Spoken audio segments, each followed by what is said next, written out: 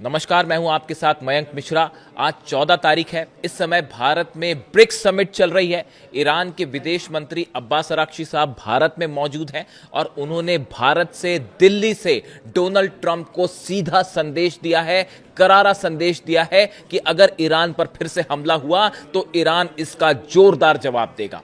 हम इस पर बात करेंगे, ब्रिक्स समिट पर भी बात करेंगे और ईरान और रूस का भारत को लेकर क्या रुख है इसको लेकर भी बात करेंगे। लेकिन शुरुआत में एक खास खबर से करना चाहता हूं। देखिए, ईरान के विदेश मंत्री अब्बास अराक्ची साहब जब भारत पहुंचे तो वो जिस प्लेन में बैठकर भारत आए उस जहाज पर लिखा हुआ था मिनाब 168।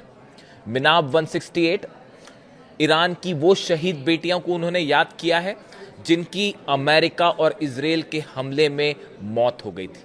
इसीलिए वो जिस जहाज में भारत आए उस जहाज के ऊपर मिनाब 168 लिखा हुआ था। ईरान के विदेश मंत्री ने भारत पहुंचकर भी ईरान की उन शहीद बेटियों को याद किया। और मैं पूरे हिंदुस्तान की तरफ से ये कहना चाहता हूं, ईरान के विदेश मंत्री से सीधा कहना चाहता हूं कि पूरा हिंदुस्तान ईरान के इस दर्द को समझता है। ईरान में जिस तरह से मासूम छोटी छोटी बेटियों पर हमला हुआ, उनको शहीद किया गया, उस पूरे दर्द को हिंदुस्तान का एक एक शख्स महसूस करता है और इस पूरे मुद्दे पर भारत हमेशा ईरान के साथ खड़ा हुआ है। देखिए, व्यक्तिगत रूप से आप मेरी राय हमेशा जानते हैं। इस मुद्दे को लेकर हमेशा मैंने बेबाकी से अपनी राय रखी है। मेरा मानना यह है कि ये इतिहास का सबसे बर्बर हमला माना जाएगा, इतिहास की सबसे शर्मनाक घटना मानी जाएगी। जिस तरह से छोटी छोटी बच्चियों के ऊपर टॉमहॉक मिसाइल्स मारी गई, इससे घटिया हरकत इतिहास के सबसे शर्मनाक घटनाओं में इसे गिना जाएगा, हमलों में इसे गिना जाएगा। और जिन्होंने ये हमले किए उनके नाम वॉर क्रिमिनल्स की तरह लिए जाएंगे। मुझे ये कहने में कोई हिचक नहीं है। देखिए, अब्बास अराक्ची साहब भारत आए, वो बैठक में हिस्सा ले रहे हैं, ब्रिक्स समिट में हिस्सा ले रहे हैं। रूस के विदेश मंत्री लावरोव जो है वो भी भारत में है। इसके अलावा ब्रिक्स के जितने विदेश मंत्री हैं वो सब भारत में हैं। बड़ी समिट हो रही है। देखिए, इसी बीच जो है उनका बयान आया है। मैं पहले ईरान की बात करूंगा, उसके बाद हम रूस की बात करेंगे। ईरान की तरफ से अब्बास अराक्ची साहब ने और उप विदेश मंत्री जो हैं काजिम गरीबाबादी, इनकी तरफ से बड़े बयान सामने आए हैं। पहले हम अब्बास अराक्ची साहब की बात करें। उन्होंने भारत में आके दिल्ली से डोनाल्ड ट्रंप और अमेरिका को संदेश दिया है कि जिस तरह से ईरान पर हमले किए गए, झूठ बोलकर हमले किए गए कि ईरान के पास न्यूक्लियर वेपन है, पूरी तरह से गलत दावे थे ये और गलत आरोप लगाकर ईरान पर हमले किए गए। बात नंबर 1। उन्होंने ये भी कहा कि बातचीत हो रही थी, उस बीच में हमले किए गए, ये सरासर धोखा था। उन्होंने ये भी कहा कि अगर ईरान को अब फिर से हमला किया जाता है ईरान पे, तो ईरान इसका करारा जवाब देगा। ईरान ने ब्रिक्स समिट में भी अपने पक्ष को बड़ी मजबूती के साथ रखा है। जिस तरह से हमले हुए ईरान पे, उसको लेकर बड़ी साफगोई के साथ ईरान के विदेश मंत्री ने ये बात रखी है। इसके अलावा देखिए, ईरान के जो उप विदेश मंत्री हैं काजिम गरीबाबादी, जब ये भी भारत में है इस समय, जब ये पहुंचे यहाँ पर तो उन्होंने बयान दिया। देखिए, एक तो बड़ी अहम बात ये है कि इस समय जब ये ब्रिक्स समिट हो रही है, इसी दौरान हॉर्मुज से भारत के 2 और जहाज जो हैं वो हॉर्मुज को क्रॉस कर चुके हैं।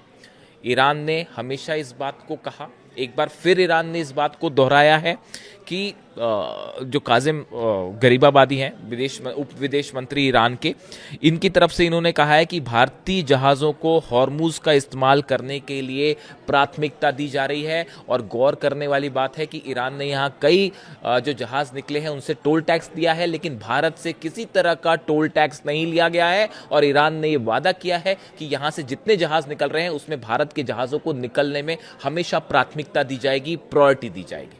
इस समय आप देख ही रहे हैं पूरी दुनिया में जो है तेल और गैस का संकट है। इस बीच ईरान की तरफ से ये वादा किया गया है भारत से कि किसी भी तरह का भारत में तेल संकट अगर आता है या गैस से संबंधी संकट आता है तो ईरान भारत की हर संभव मदद करने के लिए तैयार है। और जितना तेल भारत को चाहिए वो ईरान देने के लिए, सप्लाई करने के लिए तैयार है। भारत के 25 जहाज हॉर्मुज में फंसे हुए थे जब से क्राइसिस शुरू हुआ, उसमें से 11 जहाज निकल चुके हैं। 2 और जहाजों के अगले 2 दिन के भीतर वहां से बाहर निकलने की आधिकारिक पुष्टि कर दी गई है, यानी 2 जहाज वहां से और निकल गए हैं।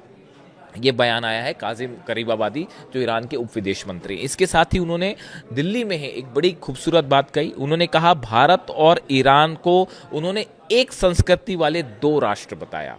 उन्होंने ये कहा कि भारत और ईरान इस तरह से हैं मानो एक संस्कृति वाले दो राष्ट्र हैं, यानी दो देश हैं जिनकी संस्कृति एक है, जिनकी विचारधारा एक है और जिनका एक बड़ा लंबा इतिहास रहा है।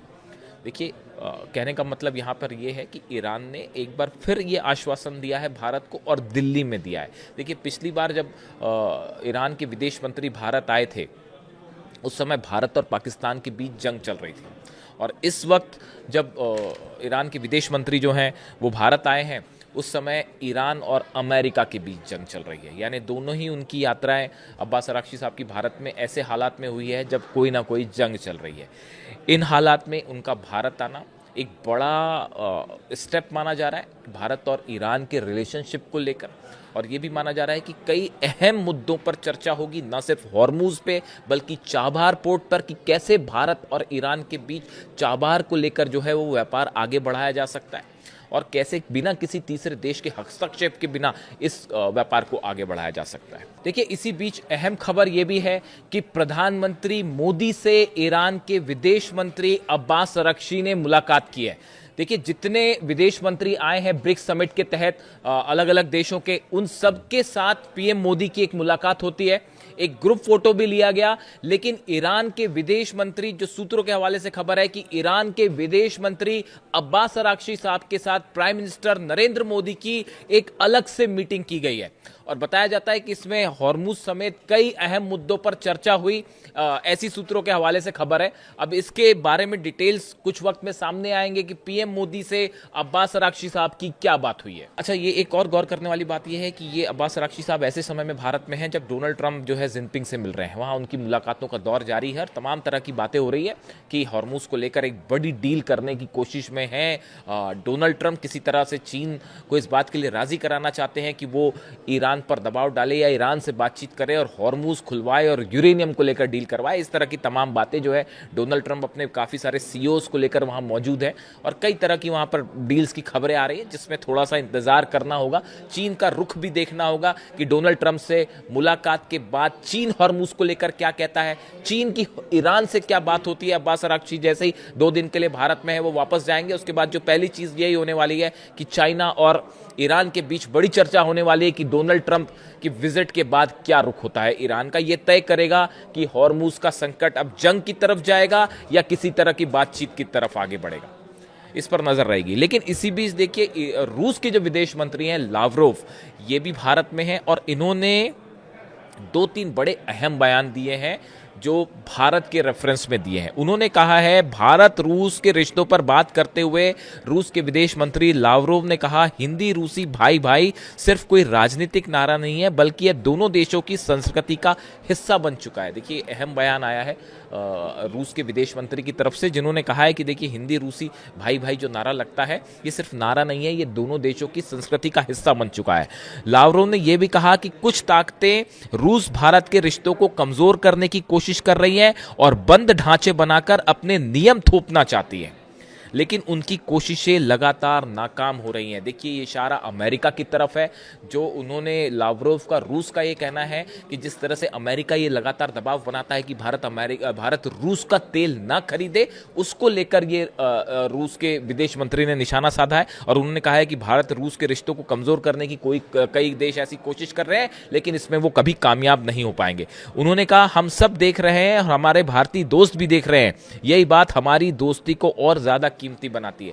उन्होंने कहा कि भारत के लोग जो है वो भी इस बात को समझते हैं कि भले कोई लाख कोशिश करे लेकिन भारत और रूस की दोस्ती हमेशा से रही है और हमेशा आगे रहेगी, चाहे कितनी ही कोशिश कोई इसको तोड़ने की क्यों ना कर ले। इसके साथ ही उन्होंने एक और अहम बात कही, मैं गारंटी देता हूं कि रूस से होने वाली आपूर्ति के संबंध में भारत के हितों को कभी कोई नुकसान नहीं पहुंचेगा। रूस भारत को गैस, तेल और कोयले जैसे हाइड्रोकार्बन की आपूर्ति लगातार जारी रखे हुए है और भविष्य में सहयोग और मजबूत होगा। रूस की तरफ से भारत को यह आश्वासन दिया गया है कि कभी अगर जरूरत पड़ती है या हालात भारत में ज्यादा तेल की कमी होती है तो ऐसी सूरत में रूस भारत को तेल हो चाहे गैस हो या फिर हाइड्रोकार्बन है, इन सब चीज़ों की सप्लाई करने के लिए तैयार है। यानी न सिर्फ ईरान की तरफ से बल्कि रूस की तरफ से भी भारत को यह आश्वासन दिया गया है कि भारत में किसी तरह का तेल का संकट नहीं आने दिया जाएगा, और ज़रूरत होती है तो पूरी तरह से मदद के लिए ईरान भी तैयार है, रूस भी तैयार है। ईरान की तरफ से बार बार ये बात कही गई है कि हॉर्मुज में भले जहाज़ फंसे हों, दिक्कत है, लेकिन हमारी प्रायोरिटी ये है कि भारत के जितने जहाज़ हैं वो वहाँ से पास हों और उन्हें भारत आने दिया जाए बिना किसी टोल के, बिना किसी विवाद के। तो ये स्टैंड ईरान का है। ऐसे समय में ये ब्रिक्स समिट, देखिए दो बड़ी इस समय समिट्स चल रही हैं। एक चीन में जो डोनाल्ड ट्रंप मिल रहे हैं जिनपिंग से, उसमें भी कई चीज़ें हैं, उस पर हम अलग से बात करेंगे। उनके पहली दौर की जो मुलाकात हुई जिनपिंग की और ट्रंप की, बताया जा रहा है कि पर्दे के पीछे कई सारी डील्स हो रही हैं। ताइवान और हॉर्मूज़, ये दो मुद्दे ऐसे हैं कि क्या ताइवान और हॉर्मूज़ को लेकर कोई बड़ी डील हो रही है कि हम ताइवान में इंटरफेयर नहीं करेंगे, आप हॉर्मूज़ को खुलवाइए, इस तरह की कोई डील तो नहीं हो रही। जो बड़े सारे एक्सपर्ट इस बात को लेकर अपनी राय जाहिर कर रहे हैं। कई सारे सीईओज आए हैं, तमाम टैरिफ्स को लेकर बातें हो रही हैं, तमाम ट्रेड डील्स हो रही हैं, बिजनेस डील्स हो रही हैं। वो डील्स एक तरफ है, लेकिन सबसे बड़ी जो प्रायोरिटी है डोनाल्ड ट्रंप की वो है हॉर्मूज़ और ईरान के साथ न्यूक्लियर डील। अब इसमें चीन का क्या रुख होता है, इसके लिए वेट करना पड़ेगा कम से कम 48 घंटे का, ताकि ये बात सामने आए कि आखिर चीन क्या फैसला करता है डोनाल्ड ट्रंप की मुलाकात के बाद। दूसरी तरफ ब्रिक्स समिट, जिसमें रूस और ईरान के विदेश मंत्री भारत में, इतना ही नहीं सऊदी अरब और यूएई के रिप्रेजेंटेटिव भी भारत में हैं। देखिए ये ब्रिक्स समिट एक ऐसे समय में हो रही है जब तमाम हालात यूएई और ईरान के बीच में कैसे हैं आप जान ही रहे हैं।